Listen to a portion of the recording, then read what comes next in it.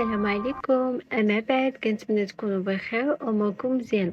كي غادي مع رمضان ان شاء الله شويه لاباس. الجريمه ديال اليوم هي الجريمه اللي غادي ديروا الا ما درتوش لي دابا واحد سبسكرايب. الجريمه ديال اليوم فيها كاع المكونات الرئيسيه اللي كتعصب. هاد القضيه هزت الراي العام في اليونان في 2018 وبها باش تعاودوا تبدلوا وتفرضوا قوانين اللي صعاب. القضيه على واحد البنت اللي سميتها إليني توبالودي. اجيو نشوفوا شكون هي إليني وشنو وقع ليها. اليوم غادي نشدو الطيارة ديالنا دايركت لجزيرة تورت باليونان اللي عامر كلها بأحسن المناظر الطبيعية اللي زوينة وكيقولوا من أنها من بين أحسن الوجهات السياحية اللي معروفة. نهار 28 نوفمبر 2018 البوليس غادي تجيهم مكالمة من خفر السواحل. خفر السواحل هو البوليس ديال البحر اللي كيكون حاضر لي باطو ولا المهم كيكونوا غادي البال التهريبات داكشي اللي كيكون في البحر. تيبلغوا بانهم لقاو واحد الجثه ملفوفه بواحد الغطا ابيض. البوليس غادي يمشيو لمصح الجريمه غيلقاو الجثه كلها مشوهه وما قدروش يتعرفوا على الجثه ديال من يلا واحد التاتو اللي كيبان في الرجل. من بعد غادي يجي الطبيب الشرعي وغادي يبلغهم ان الجثه ديال البنت والبنت هي إليني توبالودي. إليني في عمرها 21 عام طالبه جامعيه.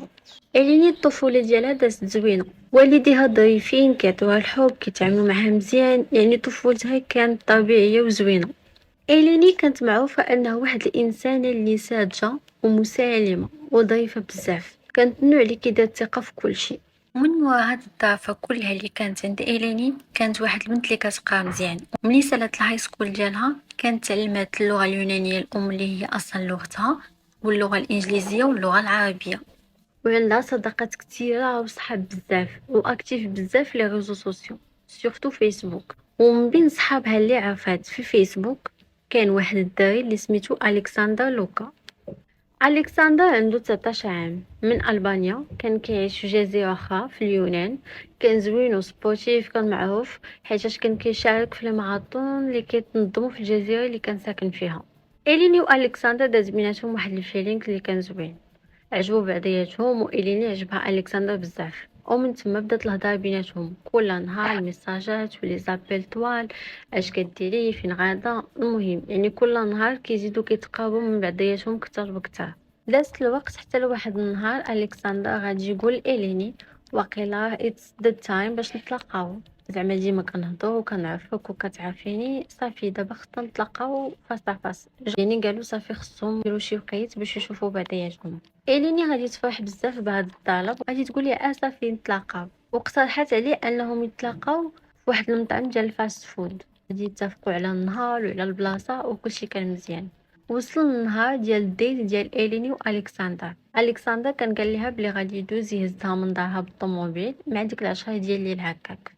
الجو كان زوين والامور كلها كانت غاديه مزيان وفعلا الكسندر غادي يوصل عند إليني في الوقت بالضبط. غادي ينزل كاع من الطوموبيل يمشي يجيبها زعما من حدا الباب ديال الدار. المهم غادي كيقربوا شي شويه للطوموبيل حيت هو واحد طوموبيلته بعيده شي شويه على الدار. إليني وهي كتقرب للطوموبيل ديال الكسندر كيبان لها بحال الا شي حد جالس في الداخل ديال الطوموبيل ما فهمت والو. ملي غادي يوصلوا حتى الطوموبيل غادي ينزل واحد الدري من الطوموبيل ديال الكسندر وغادي يقدم راسو لإليني. غادي يقولها السلام انا مونولي صاحب الكسندر. الاجواء كانت شويه مكهربه زعما الفيرست ديت ما عمرك ما شفتي البنت اول مره غادي تشوفها وجايب صاحبك. الاجواء كان فيها واحد شويه ديال التوتر.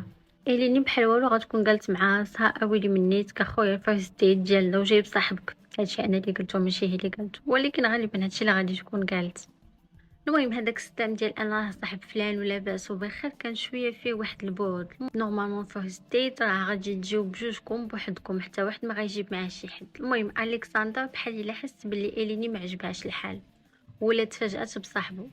غادي يقول لها هذا ماشي موعد غرامي راه جيت غير نشوفك ونخرجوا كاملين ونضحكوا زعما غير حيتاش اول مره. إليني غادي تركب مع الكسندر وصاحبه مونولي كوكر. غادي يوصلوا للمطعم غادي يدخلوا ياكلوا ويبقاو مجمعين كيهضروا والجلسه كلها مونولي غا كيهضر غير على راسو على انه كيفاش هو ولد عائله اللي كبيره واللي معروفه بزاف ولاباس عليهم. مونولي فعلا كان ولد عائله اللي كبيره وداسه وشاب بزاف وكانت فيه ديك الثقه الزايده زعما فين ما يكون داير شي زبله ولا شي حاجه والديه كيفكوها ليه بالفلوس بدا كيهضر حدا إليني وكيبين راسو كيفاش زعما هو فواحد المستوى اللي كبير وطالع وهذا وهذا. شويه هو يقول لهم عرفتي شنو، يلا نمشيو عندي للدار، حقا ما حقا هاد المطعم شعبي بزاف، ما بغيتش شي حد يشوفني جالسه هنا. الكسندر دار راسو بحال الا تعب شي شويه، وإليني كتشوف بالصدمه، زعما واش منيت كدار الفيرست ديت ديالنا وانت جايب صاحبك ومن الفوق غير جلسنا فين ما. ولكن ديك السذاجه والحشوميه ديال إليني غتخليها تقول واخا صافي ماشي مشكل. غادي يخرجوا كلهم من المطعم ديريكسيون للدار ديال منولي. إليني وهي في الطوموبيل غادي تصيفط ميساج لصاحبتها، غادي تقول ليها عافاك عيطي ليا من هنا ساعه.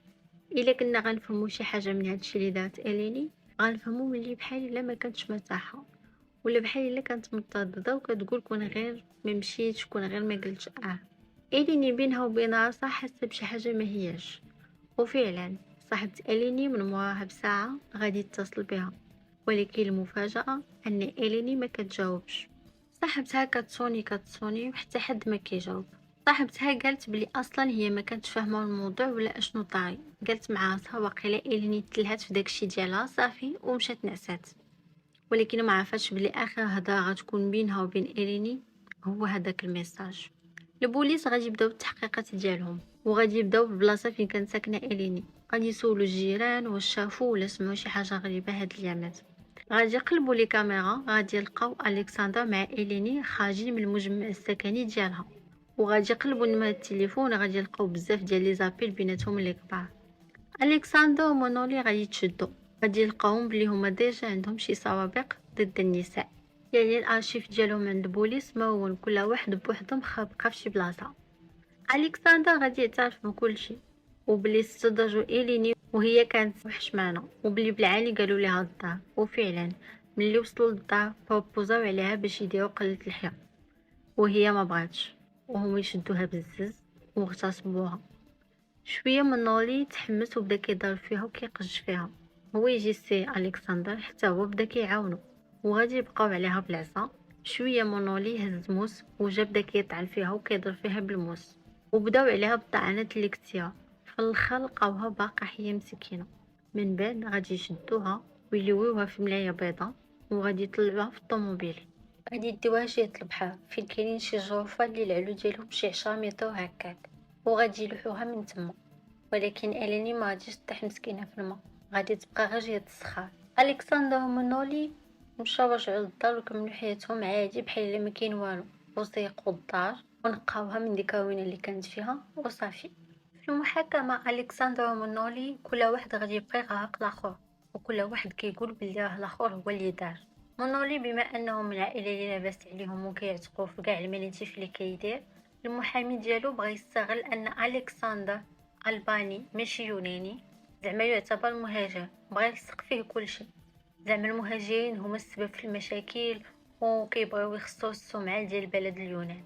وبلي مونولي اصلا عنده اكتئاب حاد وكياخد ادويه اللي اغلبيه الاوقات ما كتخليهش عارف شنو كيدير. والمحاكمه بقات مرونه لمده عامين، وتدخلوا فيها جمعيات كيطالبوا بعقوبات اللي تكون كبيره ليهم. من بعد عامين ديال التاخير في 2020 القاضي غادي ينطق بالحكم في قضيه إليني، وغادي يعتبر بلي الجريمه اللي دار الكسندر ومنولي جريمه من الدرجه الاولى، وغادي يحكم عليهم ب25 عام الواحد. صراحه 25 عام مقارنه بداكشي اللي داروا ليها ماشي شي حكم اللي عادل. شنو بالكم في القضيه ديال اليوم؟ واش إليني هي اللي تايقه بزاف وما عندهاش خبره وفي الخير طاحت وسط هاد الجوج دياب وداروا فيها داكشي اللي داروا، ولا كان عليها ملي حست بخاطرها ماشي هي هذيك وبدلوا الريستورون بالدار طاجه في حالها؟ كانت هذه هي القضيه ديالنا ديال اليوم. نشوفكم في الحلقه الجايه في رعايه الله.